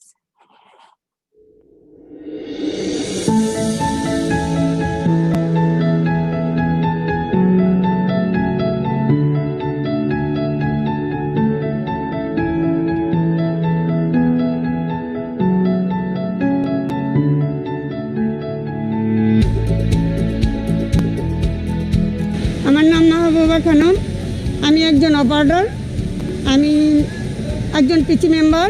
আমি এই বছর আগের বছর পিসি member ছিলাম, তবে তখন আমাদের ETI social থেকে আমার কোনো ট্রেনিং হয় নাই। বর্তমানে আমি ট্রেনিং পাওয়ার পরে অনেক কিছু শিখেছি। ইটিআই থেকে শেখার পরে আমরা সুপারভাইজারের সাথে কিভাবে ব্যবহার করব এগুলো শিখছি, যে সুপারভাইজার ছেলেমেয়েদের সঙ্গে কী ব্যবহার করবে, কিভাবে আমরা লাইনটা সুন্দর পরিবেশে নিয়ে চলবো, প্রোডাকশন বৃদ্ধি করব, এগুলো সম্পর্কে সমস্যা হলে আমাদের কাছে তিনিরা বলেন। আমরা লাইনে যাই ছেলেমেয়েদের সাথে ভালো কথা বলে তাদেরকে সুন্দর পরামর্শ দিয়ে আমরা কাজ বের করি এবং তাদের কোনো প্রকার সমস্যা থেকে আমরা মুক্তি করে থাকি। লাইনে কোনো সমস্যা হলে সুপারভাইজার আমাকে বলে, আমি ছেলেমেয়েদের সাথে কথা বলে সেই সমস্যাগুলো সমাধান করে থাকি। আমাদের ফ্যাক্টরিটা এখন আগের চেয়ে অনেক মজবুত এবং অনেক সুন্দর এবং অনেক কোয়ালিটিতে এবং সব কিছুতেই আমরা ওকে। এই কারণে আমরা এখন ভালো আছি এবং আমি চাচ্ছি আগামীতেও আমরা যেন ভালো থাকি। অ্যাকচুয়ালি বিভিন্ন ব্র্যান্ডের মাধ্যমে ইটিআই সম্পর্কে জানার পরে, যেহেতু আমাদের সামনে পিসি কমিটির ইলেকশন ছিল, আমি জানতাম যে পিসি কমিটির ব্যাপারে ইটিআই ভালো ভূমিকা নিয়ে থাকে, তাদেরকে ওয়েল অ্যাওয়ার করার ব্যাপারে। তাদের অ্যাকচুয়ালি পিসি কমিটির রেসপন্সিবিলিটিটা কী এবং পিসি কমিটি নির্বাচিত হওয়ার পরে তাদের কোম্পানির প্রতি তাদের দায়িত্ব কী হবে, শ্রমিকদের প্রতি দায়িত্ব কী হবে এবং শ্রমিক এবং মালিকদের সাথে তাদের ব্রিজটা কীভাবে করতে ফ্যাক্টরিকে সুন্দর এবং ভালো করা যাবে সেই ব্যাপারে তারা ওয়েল অ্যাওয়ার হয়। এরই পাশাপাশি হচ্ছে ইটিআই বাংলাদেশ মিড লেভেল ম্যানেজমেন্টকেও সচেতন করে থাকে তাদের অ্যাক্টিভিটিসের ব্যাপারে, কিভাবে শ্রমিকদের চালিত করতে হবে এবং শ্রমিকদের কোনো গ্রিভেন্স থাকলে সেটা কী ওয়েতে ম্যানেজমেন্টের নিকট উপস্থাপন করা যাবে, এই বিষয়গুলি তারা খুব ভালোভাবে সচেতন হয়ে থাকে। যার ফলে আমি ইটিআই এর সাথে আমাদের ফ্যাক্টরির এঙ্গেজমেন্টের ব্যাপারে মালিকের সাথে কথা বলি এবং আমরা ফাইনালি ইটিআই এর সাথে এঙ্গেজ হই। Thank you.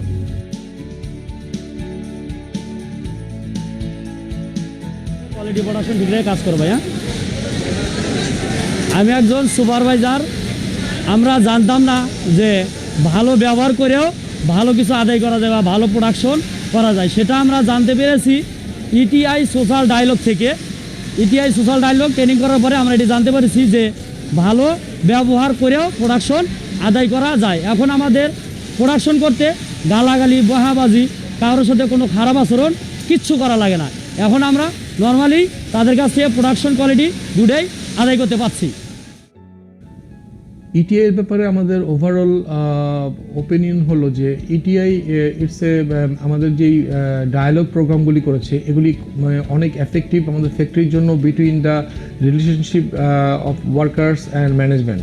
এবং এই ইটিআই এর মাধ্যমে আমাদের ওয়ার্কাররা এবং আমাদের সুপারভাইজারি লেভেল যারা কাজ করে ওয়ার্কারদের সাথে ডাইরেক্ট, তাদের মধ্যে একটা হেলদি রিলেশনশিপ গ্রো হয়েছে এবং অনেক ধরনের গ্রিভেন্সগুলি খুব চমৎকারভাবে হ্যান্ডলিং হচ্ছে। এবং এটা আমি মনে করি যে ইটিআই এর এই ধরনের প্রোগ্রাম খুবই এফেক্টিভ একটা হেলদি এনভায়রনমেন্ট গড়ার জন্য আমাদের ইন্ডাস্ট্রিতে।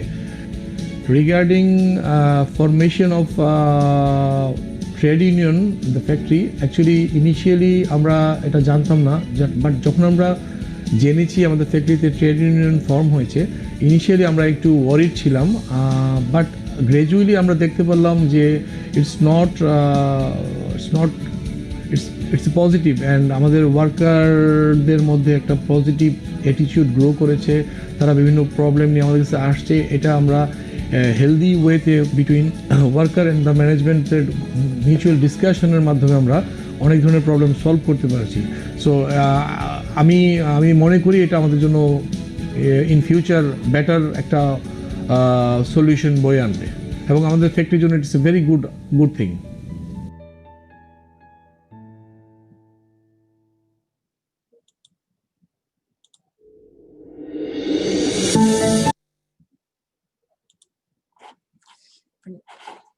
We're not going to say it once more, but we are going to hear from some other key stakeholders in this project, which is the brand represented here by Warner. So we have with us Sumaya Shuki, which is the Senior CSR Specialist at Warner, and also Vegard Neverlien, which is the Global CSR Manager at Warner. Thank you very much for being with us today as well. So we heard in the video very congratulatory remarks. We are really looking forward to hearing what you have to say on this program and to get your perspective from the brand side, and also what you think of the program. So Sumaya, are you with us? Yes, I'm there. Raiden, can you hear me? We can hear you, not see you, but we can hear you very well. Thank you. Yes, thank you so much. And now you can see me also. No, we can also see you. Thank you. Lovely to see Thank you you so much. Yes. So thank you, Raiden, and everyone who are joining this meeting today. And thank you, JTI, to support us for long in this market. And okay, this is Sumaya from Dhaka, Bangladesh. I'm taking care of the CSR here. Yes, so I think here is a few words we want to share with JTI and everyone in this room about our feedback on the social dialogue program and the JTI programs we are attending. So first, I want to say a little bit of about us, like who is Warner. Warner is one of Scandinavian leading textile company. We have 11,000 employees, maybe more, and more than 1,500 stores. We are representing in several countries, which is Norway, Sweden, Finland, Denmark, Iceland, Poland, Germany, and Austria. And of course, we are owning 10 brands with different concepts. The brands are here: Big Box, Carling, Cubas, Dressman, Urban, and Volt. And of course, this is a private-owned family business from 1962 by Frank Warner. And now the third generation is taking care of this business, which is Peter, Marius, and Joachim Warner. So this is a little bit of about the Warner. Raiden, next slide, please. Yes, in Warner, we are following some concepts which are based on our work, which is we are having us as a business minded. We need to have passion. We try to make our every task easy, and we expect us, our colleagues, our suppliers within the friendly goal, and we trust on happiness. Every person needs to be happy and deserve to be happy, and we are responsible.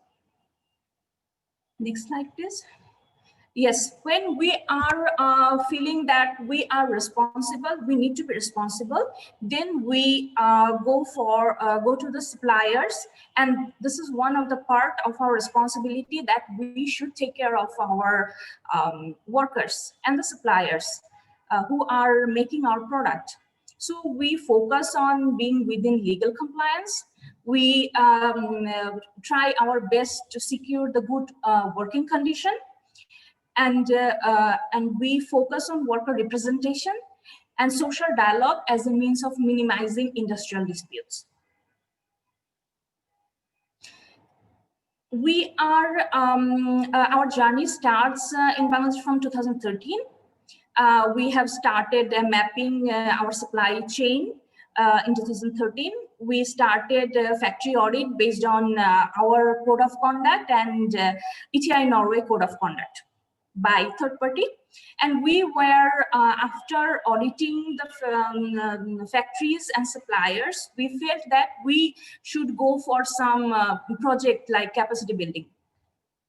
In 2014-15, we joined in with the joint ETI, and we start with the social dialogue project, which was a pilot project. And in that session, we had a trade unionized factory.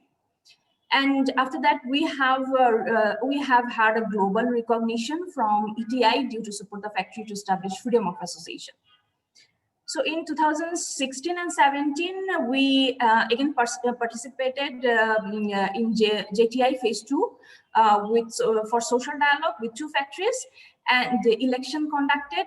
And we always encourage factories in social dialogue that all the factory should arrange their election with the supervision of JTI when they are going through the social dialogue project. So we have had capacity building training, and then collect factory feedback to strengthen the project. And you know that after every phase, we do the evaluation program, so that we take the feedbacks from the workers and the management, that where we can improve. I mean, with the JTI, where we can improve to serve them more better way in capacity building. So 2018 and 2020, I mean, until today and onward, we were in JTI phase 3 with blended learning approach, and we had elections under JTI supervision, and participated in SD phase 4. I mean, we are now in phase 4 of social dialogue with 9 factories. And we have the plan to join ETI gender component also. Next slide, please. Yes.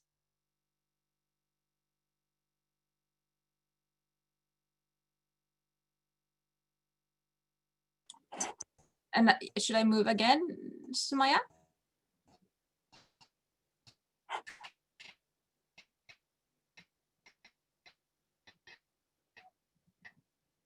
Our focus with JTI engaged represented implementation rule for worker participation committees were released in 2015, and we saw that our partner factories were struggling to implement this in a proper way. So we thought like we can have this program.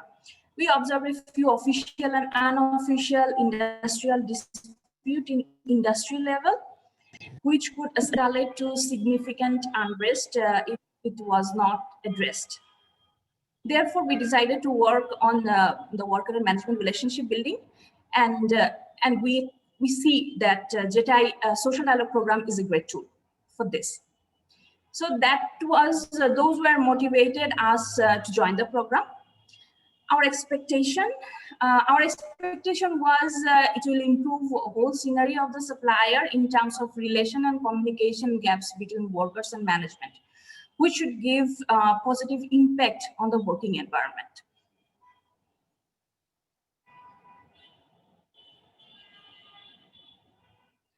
Yes, why do we think that the social dialogue may be the best tool in our supply chain to improve workplace relation between management and worker? See, we already have, we are already participating in phase 4, and after every phase we have evaluated the program. So which from where we saw that this was a good result, we have saw the good result. When implementing social dialogue with our suppliers, the working environment improved through improved relation between management and workers. People were found more understanding and realistic to raise their demands and rights. Next, please. We have observed some positive changes and a lot of positive changes, I would say. We found that relation gaps reduced between workers and the management. More educated people. Now, we observe that in worker levels also, and with mid-level management also, who are in direct communication with the worker, they are now understanding the situation. They are more educated to handle the situation, more knowledge in legal limits.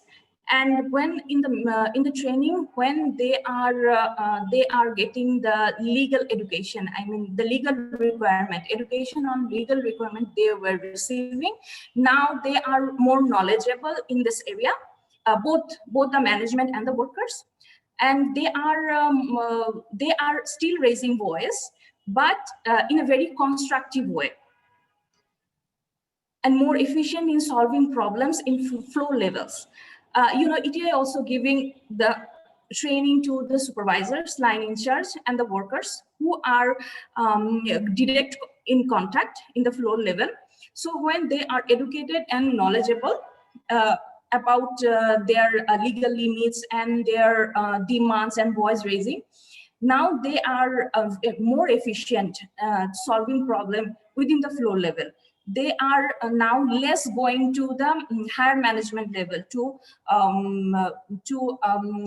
solving their any kind of problem. So they are now having more friendly relation within the floors.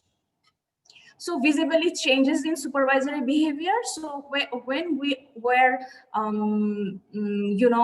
when we were evaluating the program, we saw that the workers has given us the feedback that supervisors are now more behaving well. In the past, they were thinking that without verbal abuse, the work cannot be done. But the situation is changing. They have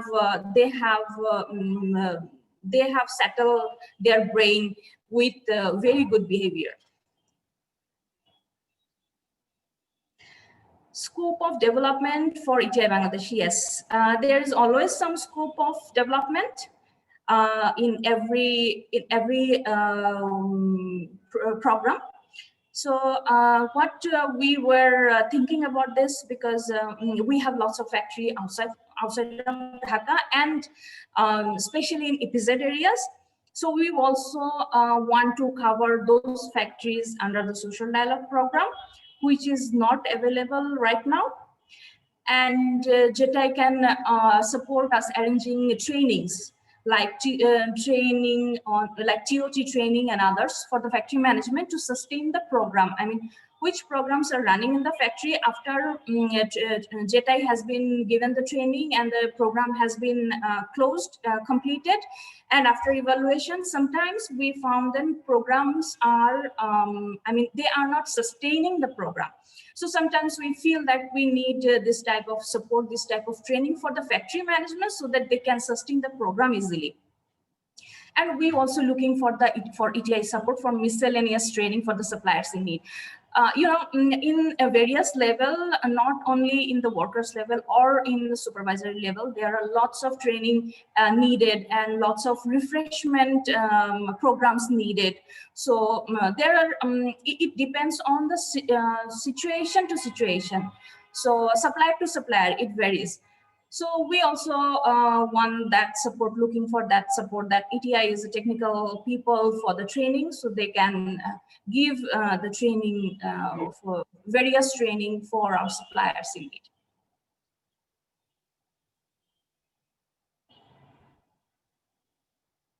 Thank you. Thank you very much, Maya.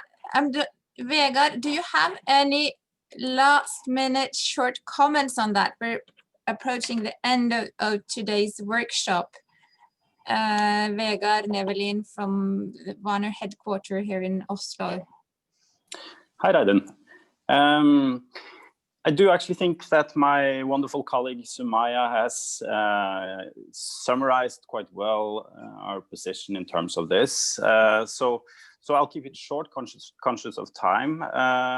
So I'll just congratulate the JETI Bangladesh program on the great progress. And the statements today are a testament to the program being a success.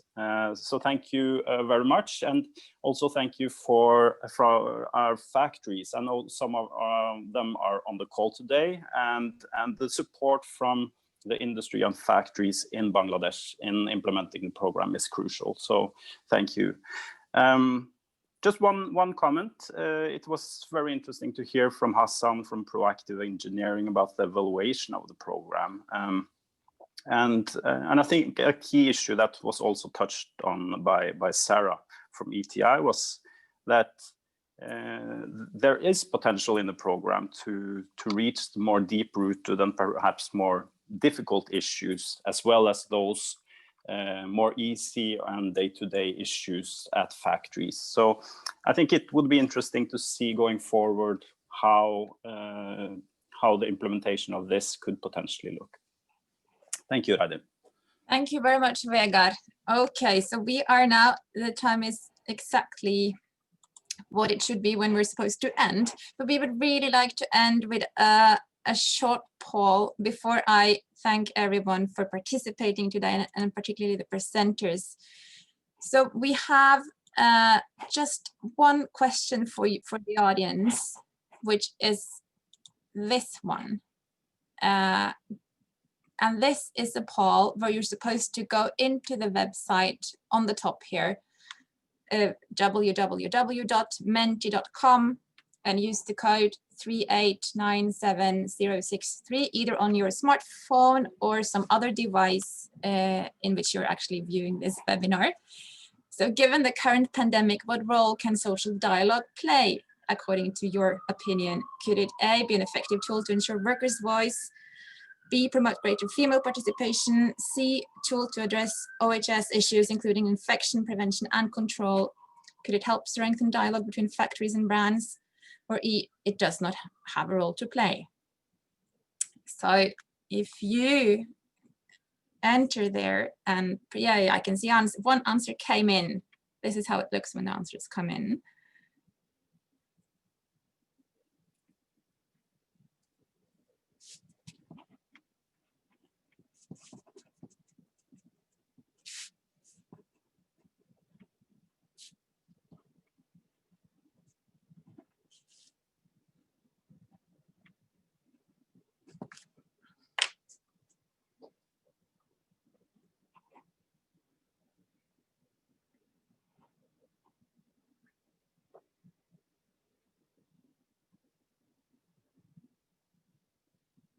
So worker voice is still the most important role for social dialogue, also during the pandemic, which is of course connected.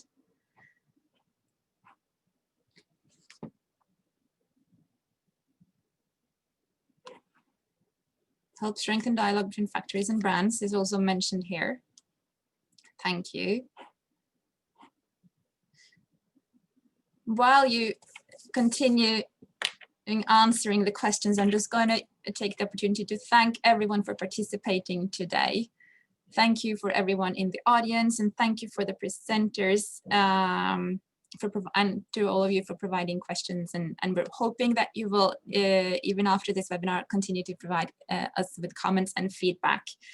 So we've heard from the directors of ETI UK and Norway drawing back to Rana Plaza and how social dialogue can play a role in both as ensuring safe working conditions and worker rights. And we've also heard from the Norwegian ambassador, Espen Richter Svensson, on the benefits of industrial relations and social dialogue, and where he particularly mentioned also the need for greater female participation. So we've heard a bit more about the social dialogue program, and we've been asked for presentations, and you will be, yes, the presentations will be sent out where you can have also more detailed look on the content of this program. So we heard from Hassan Iqbal from Proactive about the findings of the external evaluation, and we're really looking forward to follow up on the recommendations that you've made, Hassan. Thank you for that. We've heard from Quizzer, Sophie Nordström, and in the PowerPoint you can also see the videos that we're not able to play today. And we've heard from Sarah on how we as the joint ETIs will follow up on the recommendations. Not least, we've heard from Kamrul Hassan from IBC, who basically said that there is a scope for even more and broader collaboration on this, which we're very happy, of course, to hear, and taking that recommendation also with us. Yes. And we've heard from Warner, which I think you kind of remember as they were the last speaker, but also about their perspective on this program. So thank you everyone for being here today. So you can see here that you still think that even in the times of the pandemic, this is the most important role for social dialogue, is to ensure workers' voice, which is of course also related to OHA's issues. So thank you very much for your participation in that. The most, some of you might have observed that the gender, the bit on gender has been skipped, or it hasn't been skipped, it's gonna be in the program for tomorrow, which looks like this. So there you will also hear Nazneen Begum, which is the ETI Bangladesh gender specialist, tell us a bit more about how we will work with the gender component on this program in the time to come. So thank you everyone for being with us today. We hope you enjoyed the workshop, and looking forward to seeing you again tomorrow. Thank you, you too. Thank you very much. Thank you very much. Great job. Thank you, Raidun. Thank you, everybody. And we're gonna end by playing the COVID song again for those who just can't get in it. Okay. Thank you. You don't have to listen to your free. Thank you. Thank you. Thank you. Gender song. Thank you all. Thanks, Raiden.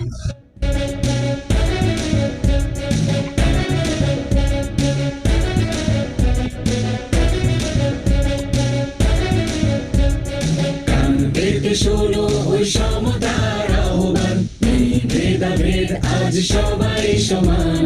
কান পেতে শোনো ওই সমতার আহ্বান, নেই ভেদাভেদ আজ সবাই সমান।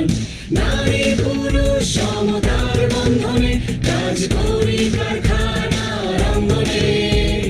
নারী পুরুষ সমতার বন্ধনে কাজ করি কারখানার অঙ্গনে। সহিংসতা নয় সম্মানের পরিচয়, মিলেমিশে করি কাজ আনন্দে নির্ভয়। সহিংসতা নয় সম্মানের পরিচয়, মিলেমিশে করি কাজ আনন্দে নির্ভয়। নারী পুরুষ সমতার বন্ধনে কাজ করি কারখানার অঙ্গনে। নারী পুরুষ সমতার বন্ধনে কাজ করি কারখানার অঙ্গনে। কান পেতে শোনো ওই সমতার আহ্বান, এই ভেদাভেদ আজ সবাই সমান। কান পেতে শোনো ওই সমতার আহ্বান, এই ভেদাভেদ আজ সবাই সমান।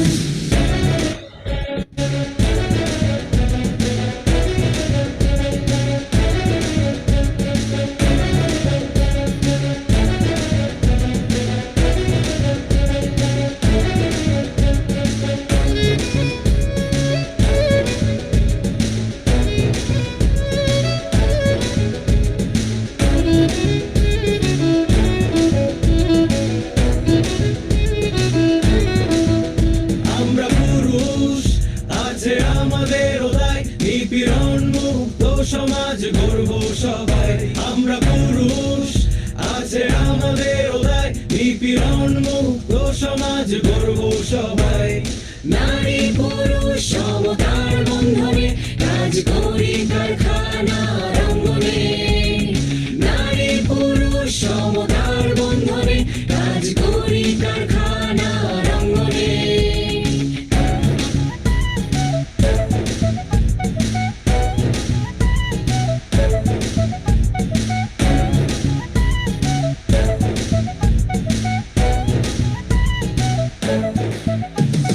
সহিংসতা নয় সম্মানের হাত বাড়ায় মিলেমিশে এসো আজ পৃথিবী সাজায় সহিংসতা নয় সম্মানের হাত বাড়ায় মিলেমিশে এসো আজ পৃথিবী সাজায় নারী পুরুষ সমতার বন্ধনে কাজ করি কারখানার অঙ্গনে নারী পুরুষ সমতার বন্ধনে কাজ করি কারখানার অঙ্গনে কান পেতে শোনো ওই সমতার আহ্বান নেই ভেদাভেদ আজ সবাই সমান কান পেতে শোনো ওই সমতার আহ্বান নেই ভেদাভেদ আজ সবাই সমান